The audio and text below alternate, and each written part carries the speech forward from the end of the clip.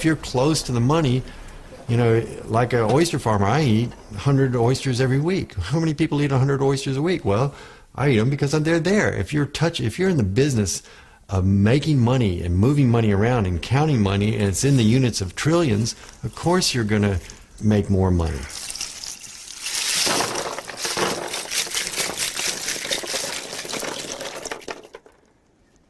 And then you become so isolated from the real working world of the average person who doesn't have this ability and is struggling to keep his job, to pay his mortgage, to, you know, feed his kids and send them to school.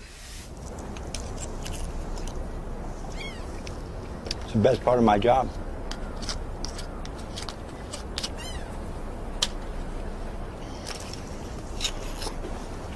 See, the white shell, there's no disease.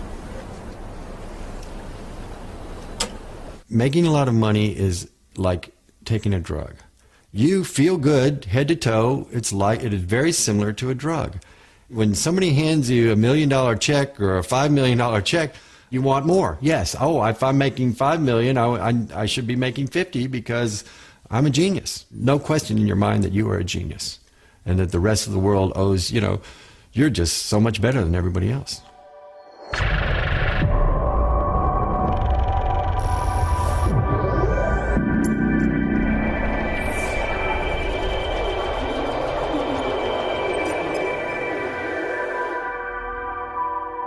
A bottle of beer is £1, but you're having a party, so you need to have 100 bottles of beer. So how much is 100 bottles of beer? One bottle is £1. Tell me, how much is 100 bottles of beer? 100. No. Paul Wilmot, ook wel de slimste van alle Quants genoemd. Wiskundige en auteur van vele handboeken. Een kwantgoeroe die al jaren waarschuwt voor het gevaar van een door wiskundigen ingezette ineenstorting van de financiële markten. You go to a shop and you try and buy 100 bottles of beer, you may get a discount. They may say, okay, you know, for bulk. So one bottle of beer is £1. 100 bottles is not going to be £100. It might be £80. And that's the example of non-linearity. You don't just multiply the 1 by 100. Or it could be that the shop that you're buying the beer from, it's late at night, it's the only shop that's open, they know that you need 100 bottles, and they say, oh, I'm sorry, we're only allowed to sell one bottle of beer. But if you give me £200, then okay, you can have 100 bottles. So it might be 80, it might be 200, but it's not going to be 100. And that's the real world. But that's not in 99.9% of finance models. A quant is somebody who uses quantitative techniques, mathematics, statistics, computer science to try to model the value of financial securities and how to structure them, how to hedge them. Emmanuel Derman, ook wel de Einstein van Wall Street genoemd, was ooit een kwantpionier die als theoretisch natuurkundige voor Goldman Sachs ging werken. Nu leidt hij nieuwe quants op aan Columbia University in New York. I moved to this field in 1985 when there really weren't a lot of them, and it was sort of a free-form business. We were all amateurs. Now you can be a professional quant, but in those days quant was sort of a derogatory word. It was a bit like geek, sort of, which is like, I don't know, slang for sort of computer nerds or computer geeks. There's a lot more respect for quants now. A decade or so ago, they were seen as these very geeky types who didn't really understand the business. Well, they are the business now. Manhattan, New York. A beautiful and powerful place where I have a tremendous history and roots, but also a city where money places a heavy hand on daily life, now more than ever.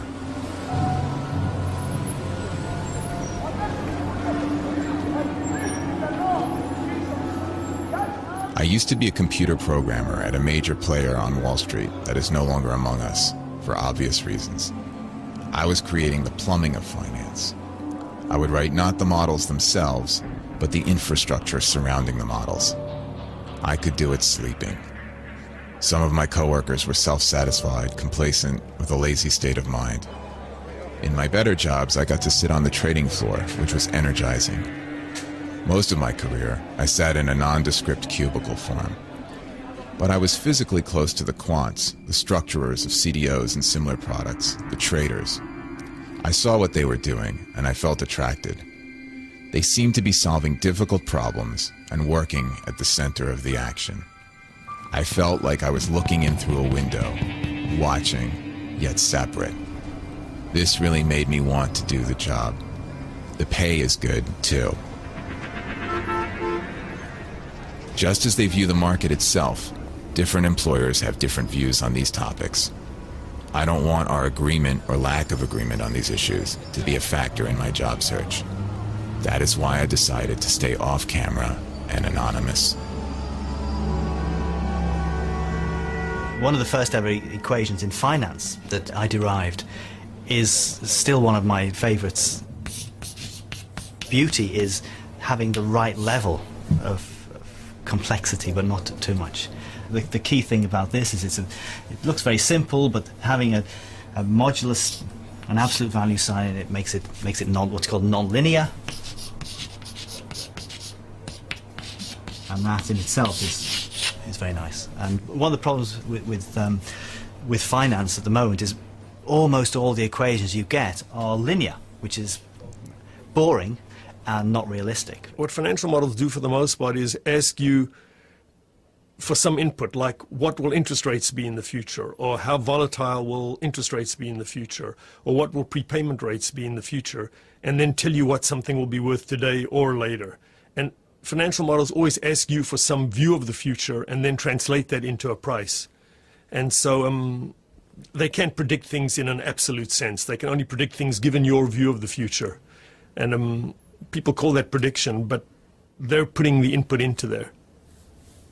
So in that sense, it's not a correct word, prediction. Yeah, I don't think it's a correct word. And people like to say that this great financial crisis, global financial crisis that took place is a consequence of bad models. But I don't think, I mean, there are a lot of things that caused this, but I don't think models are by any means the major part. I think it's much more a question of incentives and the way the whole system works, rather than somebody foolishly relying. I mean, there are people that foolishly relied on models. Nobody can predict with accuracy how people are going to prepay their mortgages in the future, or how many companies are going to default on their bonds. There's always some view that's driving a financial model.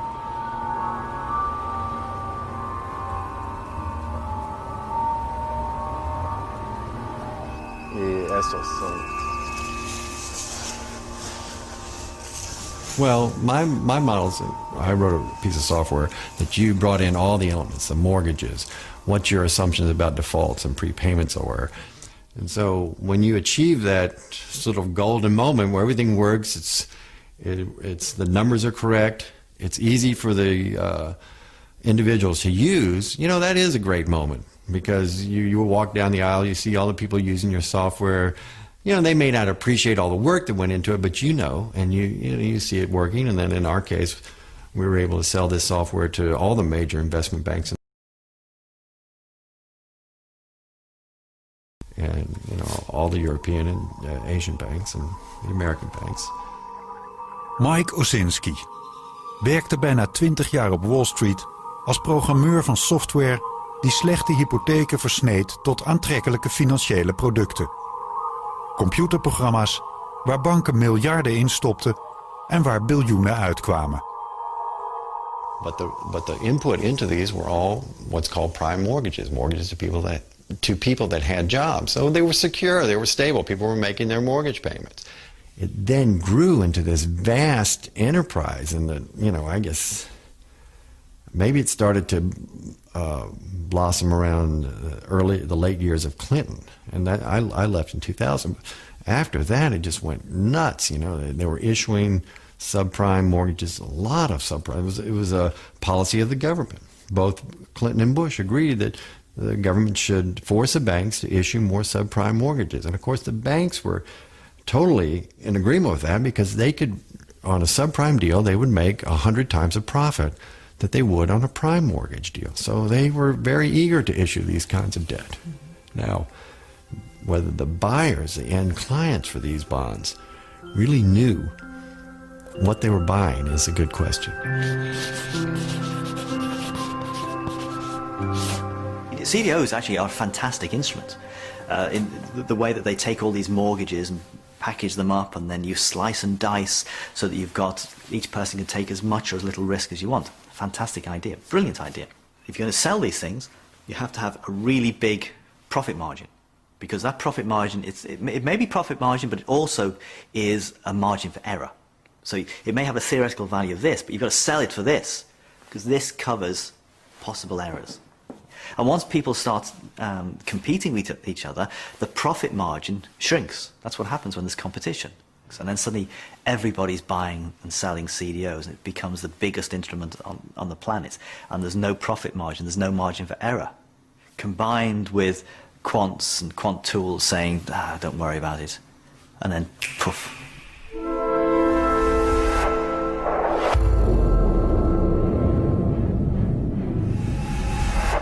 Here I have to apologise to the planet.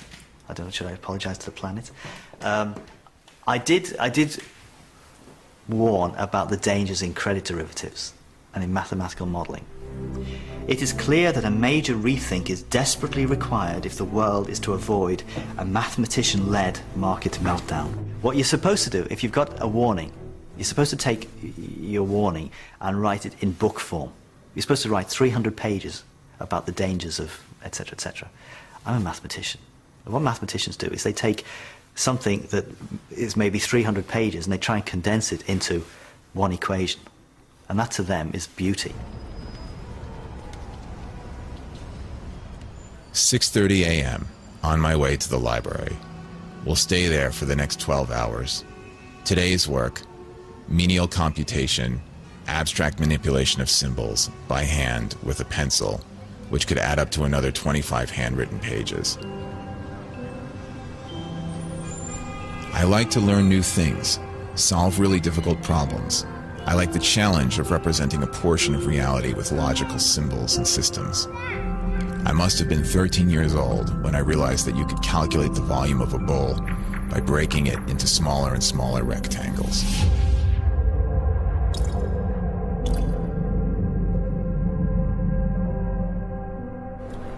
The flow of crowds. I like to observe the motion of crowds and sense relations and forces that operate upon them. Heavily trafficked public space. Crowds appear and disappear with the rhythm of the daily schedule. I have the ability to see patterns in abstract mathematical symbols.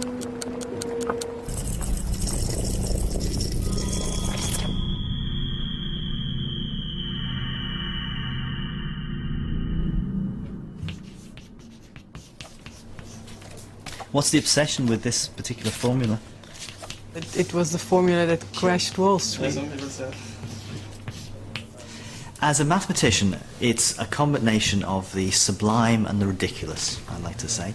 Sublime because it's got a lot of beautiful mathematics in them. But ridiculous because ultimately you have to use the thing. So it just relates the probabilities of default happening in two different things to the behavior of two companies kind of independently and then via what's called a correlation. Is it a problem that I don't understand most of what you're trying to explain me? You don't? I don't. Oh, we were really dumbing it down, weren't we? Yeah, I did. Oh dear. Suppose you've got one of these CDOs, and the way the CDO works, you've got let's say 1,000 mortgages, and all these mortgages are piled into this contract, and the risk is whatever. Key thing is you've got 1,000 different mortgages, and you have to model these 1,000 different mortgages. And within this copula model, there's an assumption for how these mortgages interact with each other. Relationship between Mrs. Jones' mortgage and Dr. Smith. How many correlations are there in a 2-by-2 combination of these things? Well, the answer is 1,000 times 999 divided by 2, which is approximately 500,000. And how do you know? How do you know what these numbers are, these 500,000 numbers? You don't. So what the copula boys do is they say, let's assume the numbers are all the same. it's too complicated, let's just assume the number is 0.6. That's completely ridiculous. You've got a really complicated model there, you've got these complicated interactions between all these people. So that's from the sublime mathematical modelling to the ridiculousness of just saying they're all 0.6.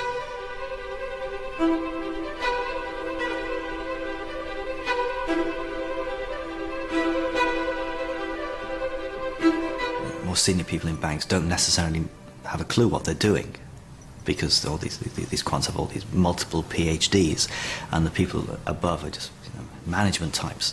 They won't understand the technical ideas that the quants know all about, and that itself can lead to problems, because if the quant says something, well, what's the manager going to do? The manager just has to believe the quant, and you'll hear stories about quants basing their models on 4 or 5 years worth of data. And you think, 4 or 5, that's not really representative of the economic cycles within the housing market. And what's that going to do for your mathematical models? Because anybody who's over a certain age will know that, well, actually house prices can very easily fall.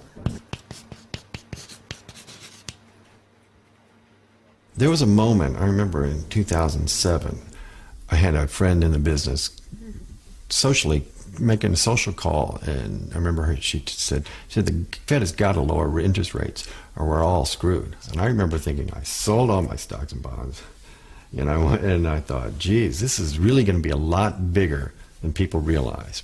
If you look around you, there's a mortgage on every house, there's loans on every car. It's a big market, your credit cards. And if it was failing, they kept issuing debt. People didn't realize. People wanted to believe that everything was always going to go up. I think they were blinded by the amount of compensation that they were getting every year. They're clean. They're clean. Yeah. Yeah. No, don't bother. I mean, these are huge numbers. To make millions, $5 million, $10 million, that's a lifetime's worth of money you don't ever need to work again, and everybody wanted that. I could quit working. This year I made enough money. In 1 year I'll never have to work for the rest of my life, and that was the goal of everyone, it appeared to me. This is money, okay? And Espen's talking about making money. Every year you're making money, and then 1 year you blow up. Now the difference between this being your money and it being a hedge fund is, if this is your money, fantastic, you're making money, you're down here, you're bankrupt. If it is somebody else's money, if it's a hedge fund that does this, every year they're taking a percentage. They're taking some of that as profit, as their bonus, effectively. So they make some of that, they make some more, they make some more. All of this money they're putting into their own bank account. And then, when they lose money, that's their client's money that's lost. It's not their money. So you can see why it's very easy for people to abuse this kind of thing. I think it's fantastic that people who take risk should be compensated for taking risk, but only if they are actually taking risk themselves. Taking risk with other people's money, you should not get compensated for. I'm sorry, I don't know where that fits into economic theory, but taking risk with other people's money does not get rewarded. Sadly, though, it does in this business. Okay, good. That's enough for now. What about the white one? There was a moment when I thought, I questioned why I was ever involved in Wall Street. Get the ice. I need it right now. On the double. Ice. That something I thought that people would be more judicious and more conservative in their lending. And I was involved in it, and I thought, well, wait a second, these guys are out of control totally. The piece of software per se, that's a sort of inanimate object. Yes, people used it, but, if people had used it and put good mortgages into it, it never would have caused a problem at all. But when you put, mortgages that you have a fairly high certainty that people cannot repay, and that half of all the mortgages issued in a given year are that type of mortgages, yes, the industry has gotten out of control. Trillions of dollars a year basically went through that model. These bonds, within 2 and 3 years of being issued, went from AAA to unrated. I mean, just catastrophic collapse. A lot of trading firms that kept these the riskier pieces in their portfolio saw them drop to next to nothing. And given the leverages, the amount of leverage and the amount that the banks had borrowed, they were suddenly in a financial panic.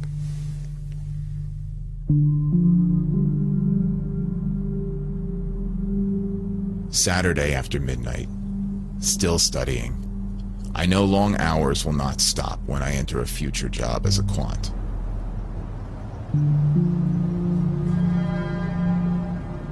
Because I was primarily a technologist, I did not fully understand what was going on. I think part of my motivation post-crash for becoming a quant is to gain that understanding, having been through the personal experience of seeing the destruction of my firm. Looked again at my resume that I put out there. The same headhunter called again today to see if I would like to take a job in my former field as a financial technologist. I declined again, of course. No invitation for a quant job yet.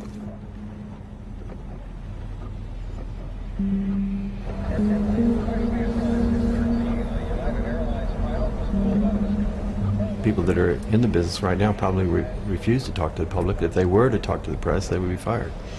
So only a limited few people in the business have the option of talking to the press. Once you're in the world, right, I mean, your phones are ringing, you know, from the moment I woke up in the morning. And I remember, you know, a lot of these guys I knew quite well, and they'd try to wake me up, 6 o'clock. Oh, I thought you were asleep, you know, and you'd be up till 11 o'clock. You have to be wired, you have to be alert every second, you have to be engaged, and you have to be perfect, and you have to be right all the time. You know, the software fails, people lose millions or billions. It can't happen. You can't be wrong. You have to be perfect. It's a lot of stress. My wife was in the business with me. We both would wake up in the morning and describe similar nightmares.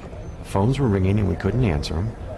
And then we sort of grew out of that, and we both realized that we didn't know what day of the week it was. That's Lehman Brothers. It's the new Barclays. Barclays. Was leaving. Was leaving. Went under. In London, the FTSE up 1.2%. So is the CAC in Paris. Hey, Joel. Oysters.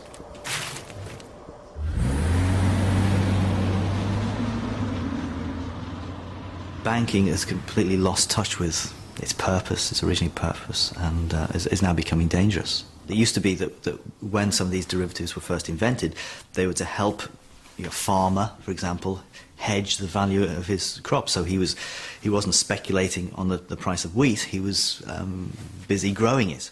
Now there are more people trading these commodity derivatives than are actually involved in the production of the commodity, which is completely bizarre. I know quite a lot of people in this business who are feeling a bit jaded now. People are starting to ask questions. My nice friends are starting to ask questions about their role in society. You may be making lots of money, but is it something to tell your grandchildren? Oh, I was a banker. I was there when I caused the 2008-2009 crisis, etc. What are they actually doing with their lives? Or just moving this money around? This isn't necessarily such a business to be proud of.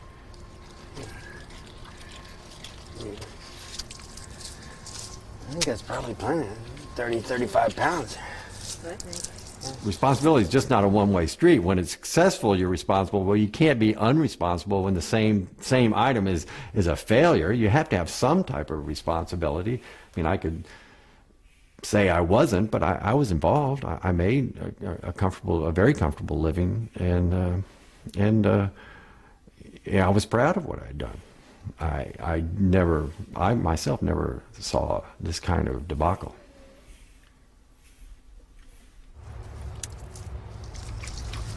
Pretty big muscles, you see. A little wilder. This is They're yellow on the inside, too. Different color. A chef in the city loves this wild taste, you know. I only do it for one chef, because if I did too many, there wouldn't be enough, you know. The modeler's Hippocratic Oath. I will remember that I didn't make the world, and it doesn't satisfy my equations. Now, that's obviously that's about having a mature appreciation that whatever you do, that the models are never going to be perfect. I will never sacrifice reality for elegance without explaining why I have done so. So it's a competition between the real world and the elegant world of mathematics, and sometimes the real world is just dirty. Nor will I give the people who use my model false comfort about its accuracy. Instead, I will make explicit its assumptions and oversights. Quants are asked the following by some trader. They're saying, well, look, you've just measured the risk in this portfolio. It's too big. Okay, Quant, back to the drawing board. I want you to redo your numbers and come up with a smaller risk. It doesn't mean change the portfolio. It means change the maths to make it look less risky. People can use the models to hide risk. Though I will use models boldly to estimate value, I will not be overly impressed by mathematics. People make finance too mathematical. So mathematical that many people who have to implement the models don't understand what's going on. And once you have too much mathematics, it's difficult to see where the mistakes are. I understand that my work may have enormous effects on society and the economy, many of them beyond my comprehension. So this is a serious business, this is what it's saying. The quantitative finance, banking has become so enormous, it's outstripped all other businesses. And really it should just be a service for these other businesses, rather than everybody is now working to essentially service the banks, is what it feels like. It's completely changed the nature of the world, all this banking. Again, so there's a nice little picture in the book of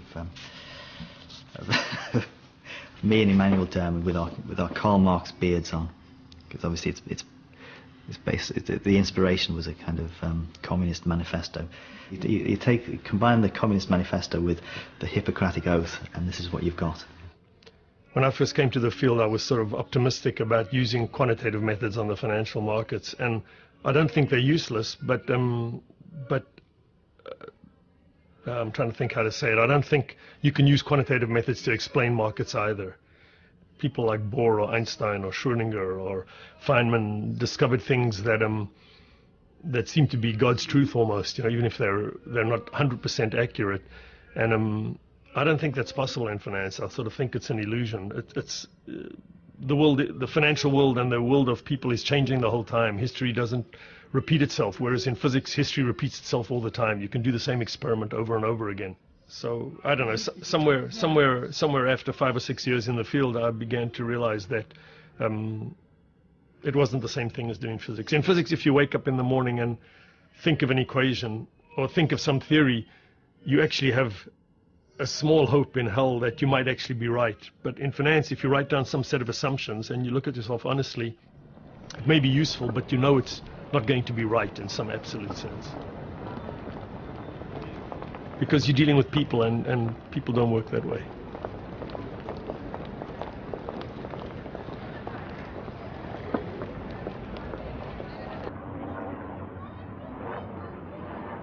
Another weekend, trying to remember all the parts of the city I haven't seen since I started the course, longing to visit art galleries, eat out every night, to live.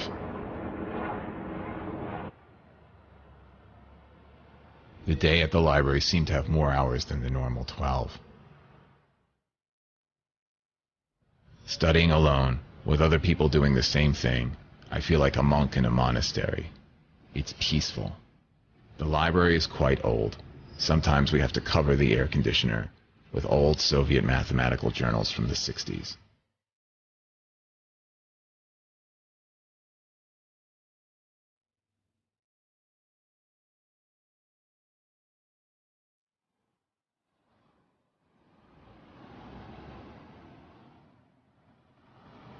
Once I dreamt of doing pure science, working on rocket ships, working at a small startup company.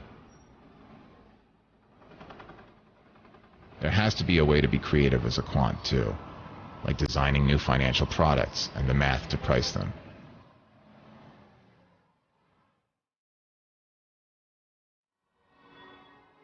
Do you think it's always possible for people to express a worry they have about the things they're building or writing?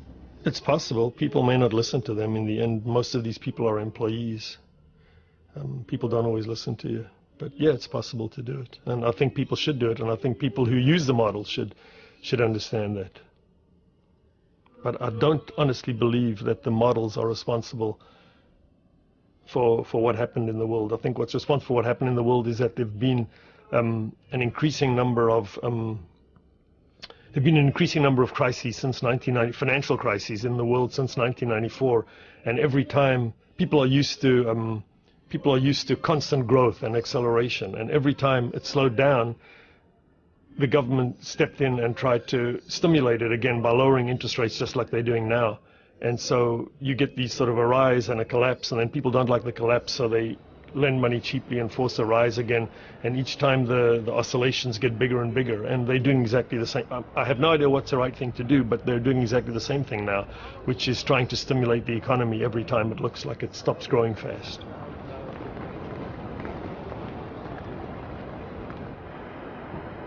It shocks me that, as a person who runs many businesses, that we can talk about an economy shrinking by 1% is awful. Growing by 1% is fantastic. There's a difference of 2%. How can that difference of 2% have such a big impact on the world around us? 1% plus or minus in my businesses, I won't notice. The economists, they think that they're scientists. So they come up with these, what they call laws. They're not laws. Laws of gravity, that's a law. Anything that Isaac Newton comes up with is a law. But when an economist comes up, it's just a framework, an idea. It may work, it may not. Sometimes that's not a law. But they think they're laws. And so they build up this whole edifice of theory based upon this very shaky foundations. And they get all sorts of nonsense coming out of it.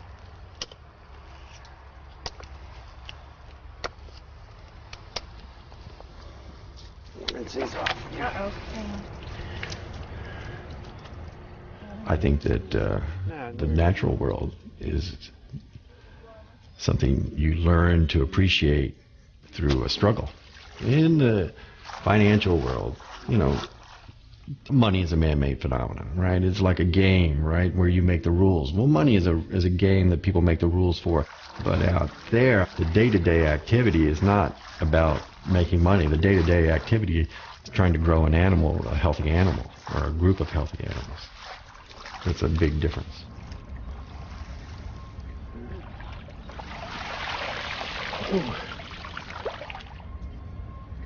That is beautiful, believe it or not. That is beautiful. The beautiful thing about this is it says that in the risk neutral, now I've got to keep emphasizing, this is the risk neutral version, where mu equals r. If it was the real world, if this was the real version, it would have some d mu dt's in it. Now let's do some manipulations. Now some of these manipulations are straightforward. 6 over z, in which case there are no z's in there at all, if you see what I mean. The d by d big T version, because we are trying to find the stochastic differential equation, not for log z, so you're going to end up with mu minus a half, sigma squared. Let me backtrack a wee bit here. And we have a stochastic differential equation for z, then we can also write down the stochastic differential equation for f.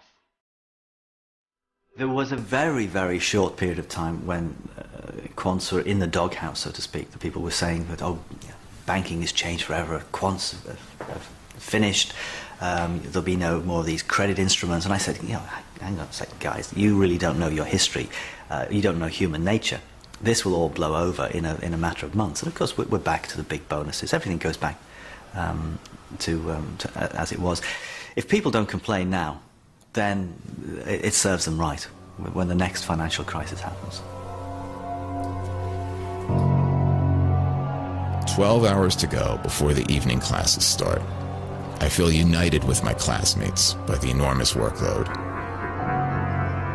It's actually the fees that we're trying to maximize, right?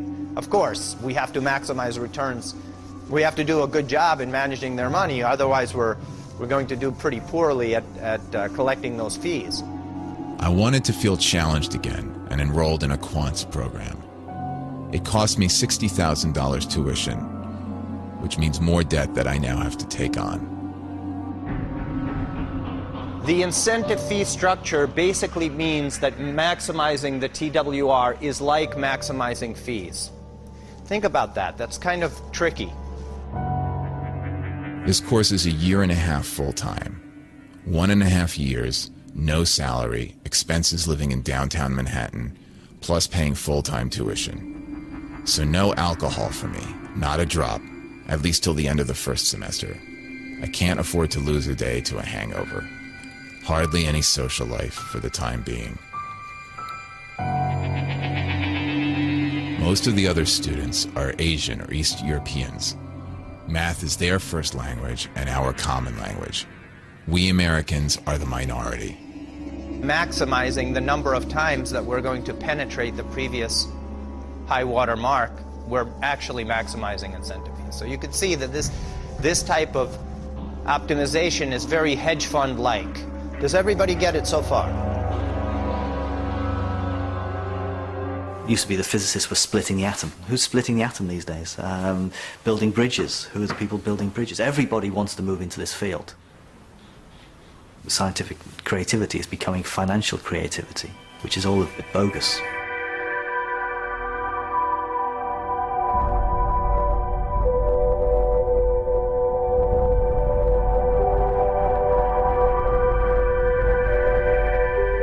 Quants are essential to modern banking because so much of it is based upon new techniques, like the latest thing is the algorithmic trading, the high-frequency trading, for which you need math skills. It used to be, historically, you just have like floor traders and brokers, screaming and shouting down on the floor of exchanges and trading stocks, and the order came down and they would run up and they sort of muscle their way out and wear different colored jackets, the classic pictures we've all seen. Matthew Goldstein, onderzoeksjournalist voor persbureau Reuters, die als een van de eerste de gevolgen van het high-frequency trading aankaartte. The reality is so much of this doesn't even take place there. I mean, that's becoming such a lesser part of trading and what goes on. It goes on in the back rooms and it goes on in these modelings where these programs are put together by computer geeks, basically. So high-frequency trading is just about taking all this data, analyzing it very, very rapidly, and then putting on trades that may last milliseconds. What worries me the most is I was disturbed to hear that some firms get faster access to the markets than other people. I forget what they call it now, but people get like a tenth of a second advantage, big firms, which I think is unfair. Hedge funds try and get the black boxes as close to an exchange as possible, because it takes time for the signal to get from the black box to the exchange to buy or to sell. Now, of course, that is dictated by the speed of light. Now, we're talking about trading at the speed of light. The classic crash was the 19th of October 1987 crash. That happened within a day. Or the big move, the 20% fall in the S&P 500 was within a day. The next crash could be within minutes. So what is a black box? A black box is just something that has inside some kind of formula, maybe secret or maybe not, that takes in lots of data. And the data might be stock prices, it might be other information, and it tells you what to trade, what to buy and sell. My favorite is Google search terms. Trading based on what people are searching for.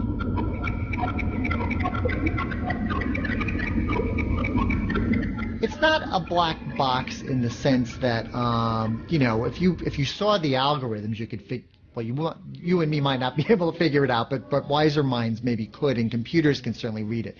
So it's a black box in the sense that it's almost hard for the human mind to get their arms or wrap themselves around to really understand what's going on.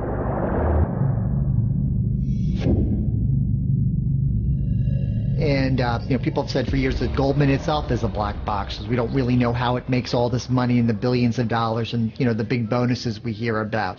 The New York Stock Exchange is building this big facility out in New Jersey, which is right near New York, and basically it's being built for high frequency traders, so they can have their equipment very close in a very tightly knit factory, essentially, to do high frequency trading.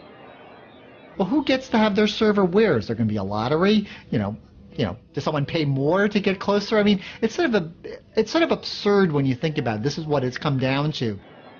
The battleground is ultimately going to be who has the most resources, who can pay the best salaries, the hire the best brains. And in reality, we're talking maybe about a dozen or so really top players. And not everyone can be a customer of Goldman Sachs. Not everyone can be a customer of Morgan Stanley or, Barclays.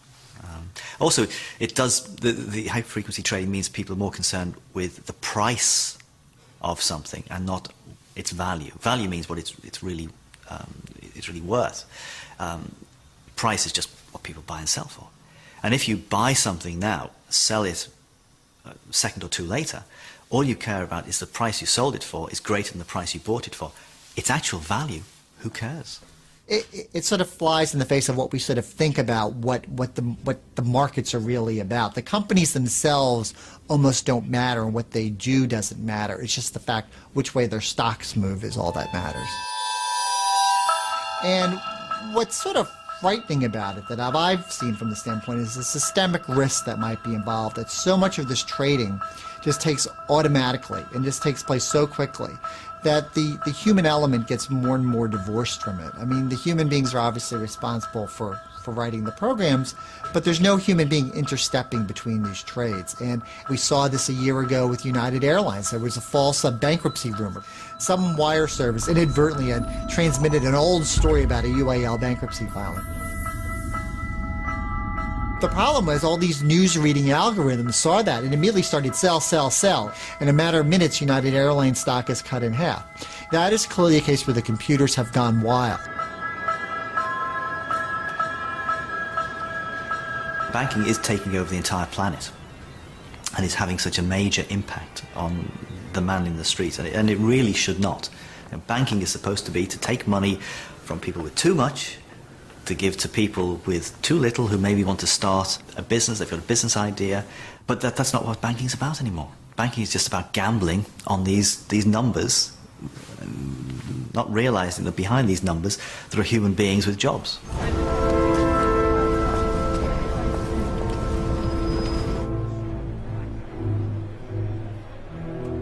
There's always been a joke about the New York Stock Exchange becoming a museum at some point, and they'll just have it for like a show there and people running around. And this is the way we used to trade stocks, and isn't it so quaint and everything?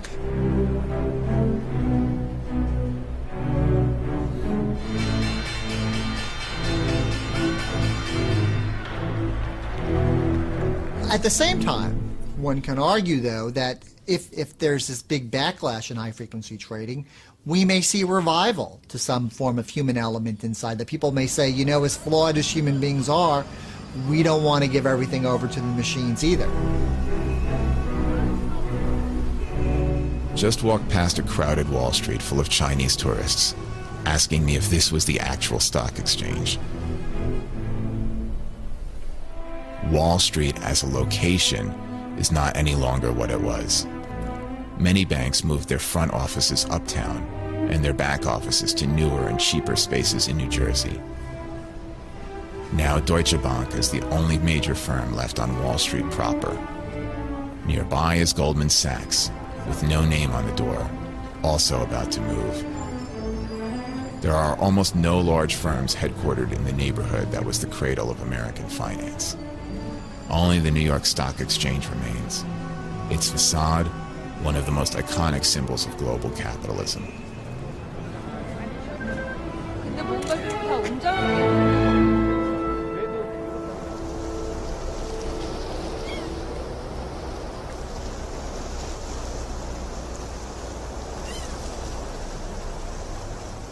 I'm always trying to encourage young people to do what I'm doing. I mean, it's a young person's, it's pretty physically intensive.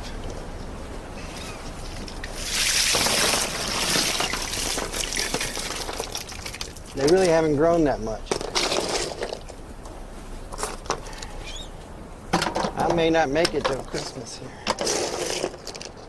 No, I like a bigger. We typically sell a much bigger oyster, right? What do you find more satisfying? Well, software is a much more mental, the pleasure and the mental exertion is pretty intense. Like 1 million lines of software is a lot, and you have it all memorized, right? And there's the pleasure of like a Scrabble, doing that kind of word puzzle kind of thing. Although it's not that healthy. You sit in front of a machine, you have the terminal face effect, It's not the same as this. Oh. This is pretty not good. I mean, a day like today is pretty idyllic, right? You're just out in the water, a nice feeling, bringing food in. So I think we sell about 150,000 oysters, which is that's $100,000. Of course, I live off interest, So I don't. This is nice to have. I make some pocket money, et cetera, et cetera. And the overhead here is pretty small. You have to come to grips with nature. Like these oysters should be bigger. Every year, the ones that I pick in September and October are ready by November. Why they aren't, I don't know. And there's nothing you can do about it, right? Where in software, you can do something about everything. You can modify. You can make. This virtual world. You can make what you want. Here, you have to live constrained by the real world.